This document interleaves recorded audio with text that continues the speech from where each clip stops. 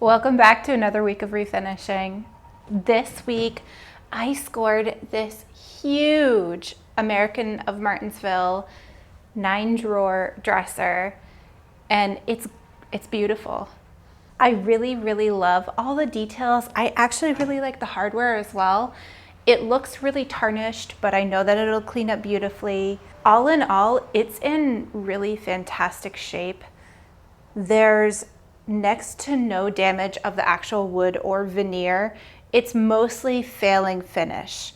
There's a lot of areas where the finish has chipped off, worn off, gotten a little thin, and it definitely needs to be stripped back and taken back to the raw wood in order to give it a fresh new look and a new life. These center doors are actually like a 2/3, 1/3 opening. They are different sizes, but behind them are these really large drawers that will hold so much storage. I'm really excited to work on this piece. It's a really beautiful piece and an example of really great craftsmanship. American of Martinsville is a really great brand, and anytime I see it, I try to scoop it up because I know that it's going to be made very well, very sturdy, and probably have some beautiful wood grain veneer underneath. So follow along and let's get started on this big, beautiful dresser.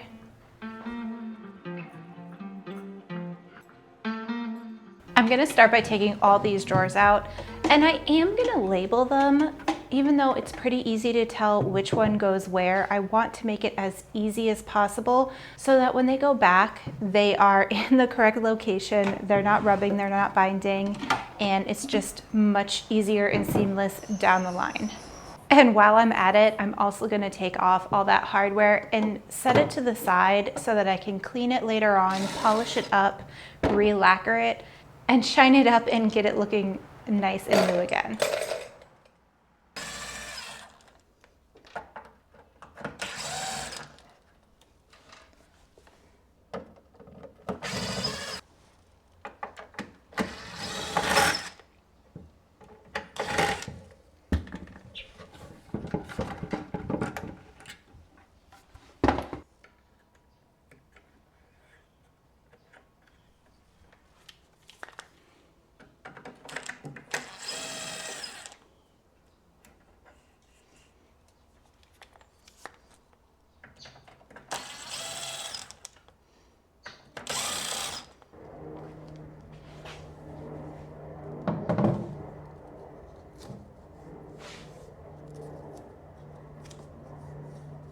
My plan is to use a chemical stripper to remove all of the old failing finish on this piece.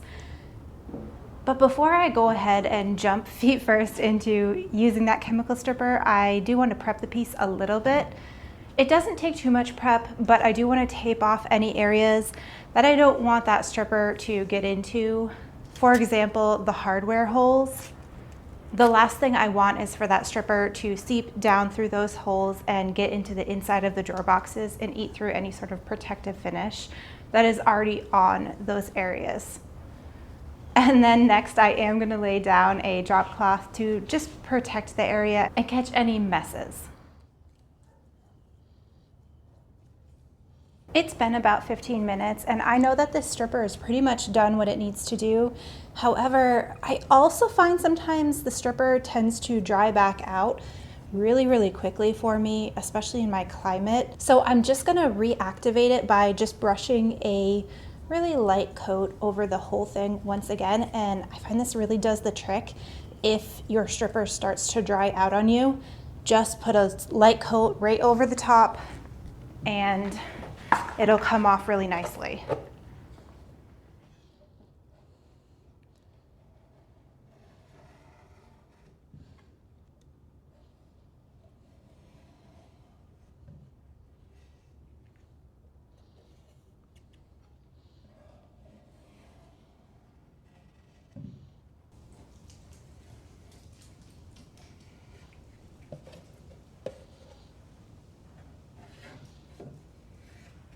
And now with a little bit of afterwash in a separate container, acetone works great too.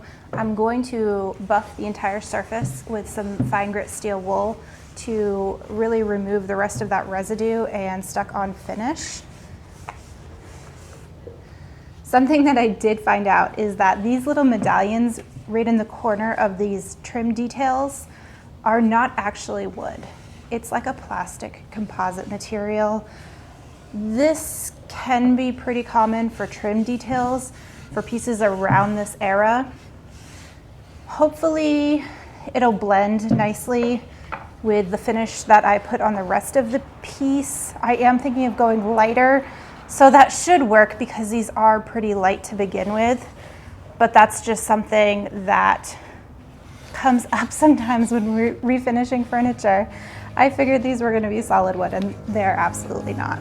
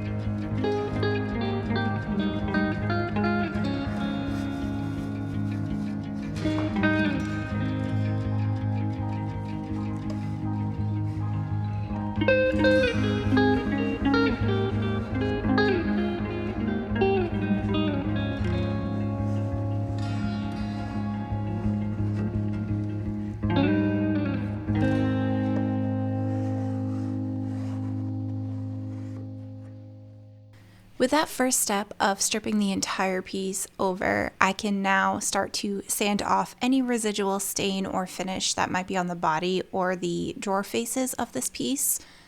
I always have to sand after using a chemical stripper, acetone, afterwash, any of those products. It does not remove 100% of the stain or finish. It just eats through the majority of it, and that tough outer shell, that outer coat, that can be difficult to get through with a sander.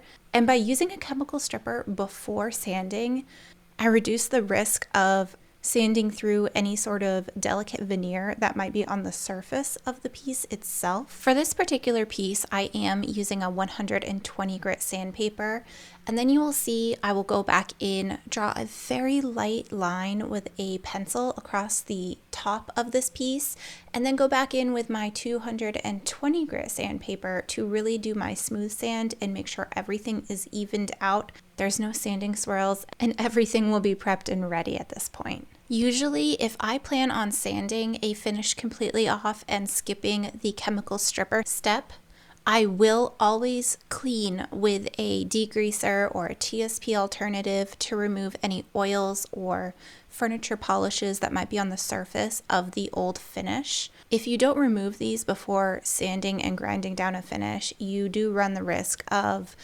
either compromising your sandpaper or even grinding down those substances into the wood grain itself. But if you use a chemical stripper before sanding, that chemical stripper is going to eat through all those polishes and oils and remove it all along with that top level of finish at the same time. I still like to clean the pieces. I just clean them after I'm done sanding and painting instead of before that process.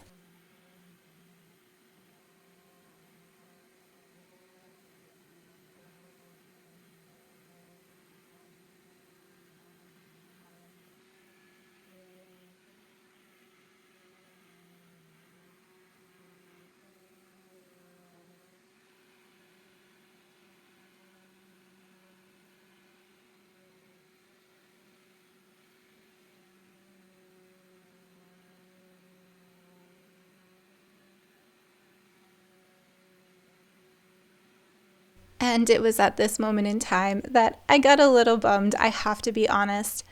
This raised panel on the two top drawers, as well as the raised panels on the two doors in the center of the dresser, looked like they had burlwood veneer over them.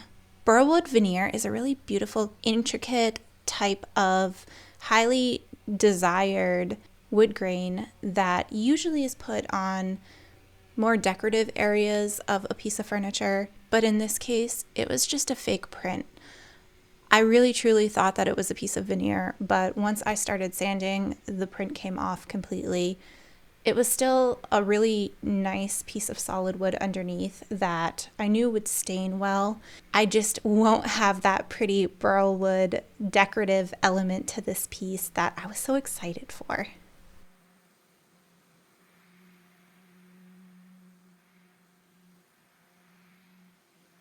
Once I was done with my orbital sander, that's when I took my detail sander with a combination of just the flat surface as well as a foam pad underneath the sandpaper to help me get into hard to reach places like corners that my orbital sander would not fit into, as well as any sort of rounded trim detail that foam would mold around and allow my sandpaper to get in.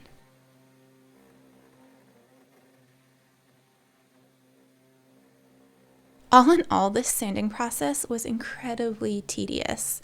This probably took me from stripping all the way to sanding over 8 hours to do.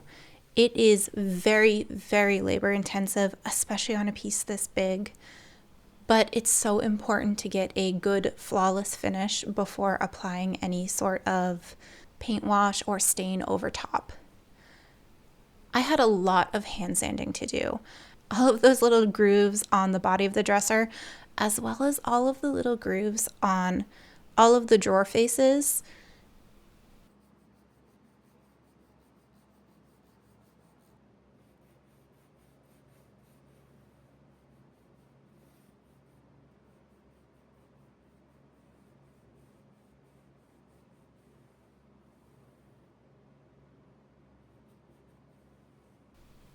In some areas, I did take pure acetone with a wire bristle brush and really just tried to scrub out any residual stain or finish that might have been in those, because there was no way that I was going to be able to get sandpaper in every single little detail. But at the end of the day, I got it all removed. Everything was sanded down, first with that 120 and then again with the 220 so that it's nice and smooth to the touch and ready for product.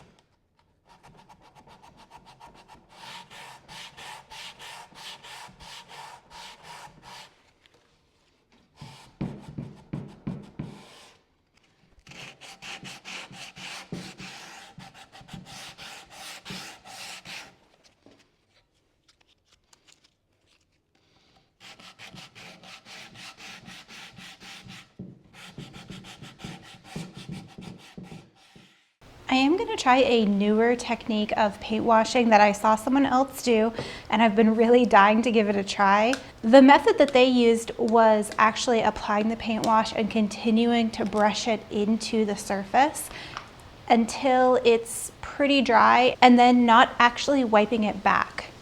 I'm excited to try this technique because it can be pretty warm where I work, and this might be a good solution to having my paint wash dry too quickly before I get the chance to wipe it back, thus creating streaks and haziness or drips, just different areas that can be challenging to work around.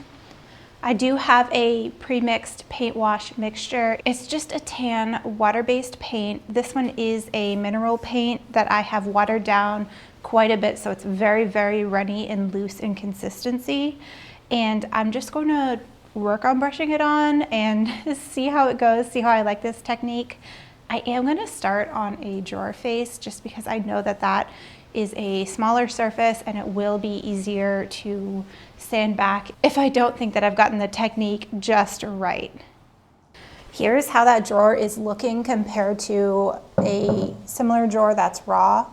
It did definitely even out the tones. It's still a little bit wet, but it's mostly dry. I'd say probably about 80% dry. It really did do a good job evening out the green tones versus the lighter tones in this piece. I am gonna proceed. If anything, I probably could have added a little bit more water because it's not quite as translucent as I was expecting it to be, but I think it'll be a beautiful outcome in the end.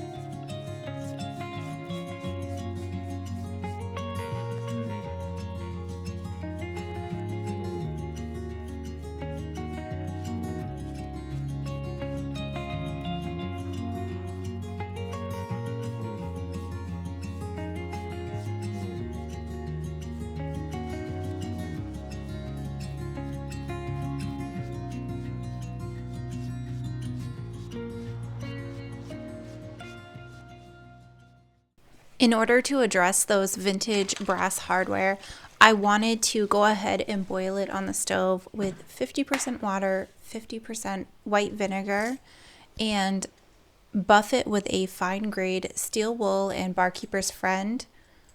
Once that's done, I am polishing it with a microfiber towel, making sure all of the water is off. And then I am going to seal it with a clear lacquer. This will just help to protect that shiny, nice brass colored coat. If I don't re-lacquer it, it will eventually tarnish again over time, get that darker brown, more hazy look, and I really want these to pop against that lighter wood grain, so I really want to make sure to seal that in. With the paint wash completely dry, I'm going to lay out my doors and start to top coat everything. For this particular piece, I am using a water-based polyurethane in a satin sheen, and I really prefer to spray this through a sprayer. You absolutely can brush it with a nicer quality brush. However, it's so much faster to spray this product, and you avoid any sort of brush marks by spraying it.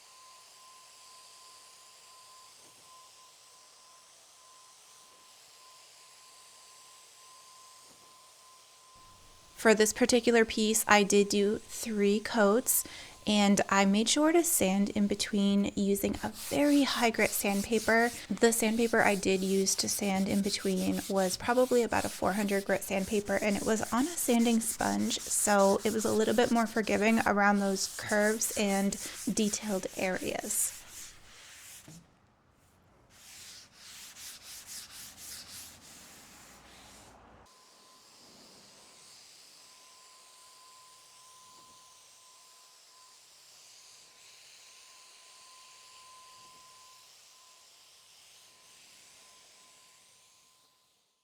After giving that top coat a couple hours to dry, I can start reassembling this piece. I'm going to reinstall the doors using the hinges that I made sure to label so that they go back in the same spot that they were originally in.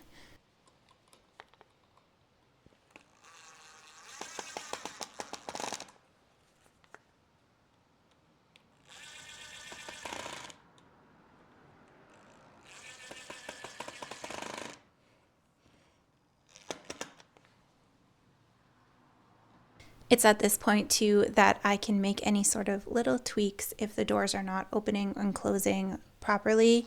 In this case, I was lucky and they opened and closed perfectly.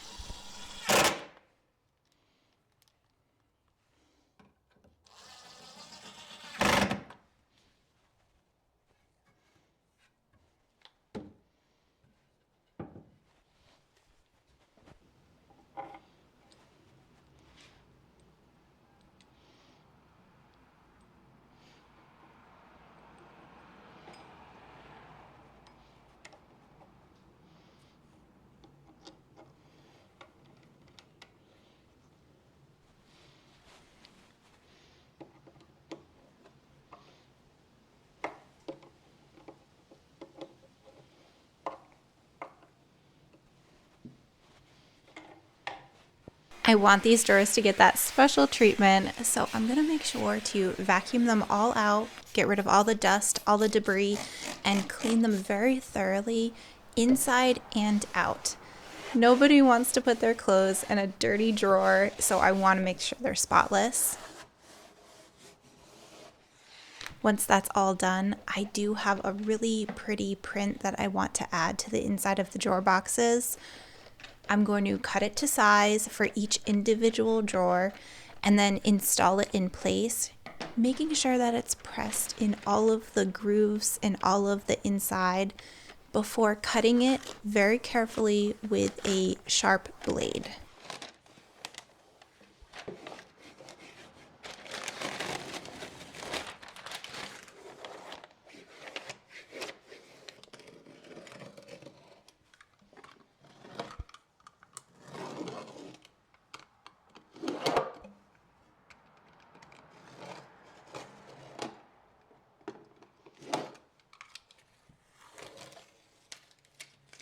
A step that I don't always show, but I always make sure to do, is to rehydrate any sort of wooden drawer track components. This really, really does go the extra step to make sure they glide very smoothly and to make sure that everything's all greased up and it slides back into its home perfectly. Before we get to take a look at that full completed piece, let's remind ourselves what it started as. It was a really pretty piece to start with. I loved how grand the size was, the trim details, those poles. It had all the right components to make a really beautiful transformation.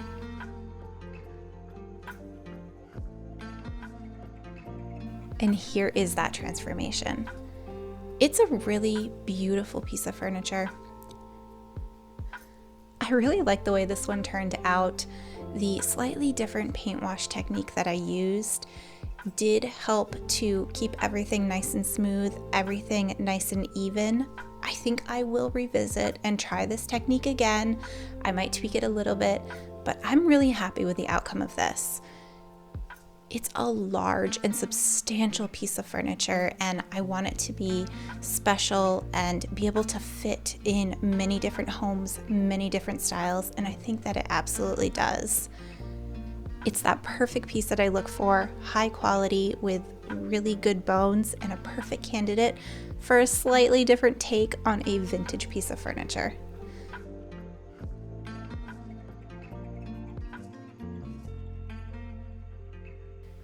I hope you guys enjoyed this video. Please follow along and check out any of my other videos and subscribe for future content. Thank you so much.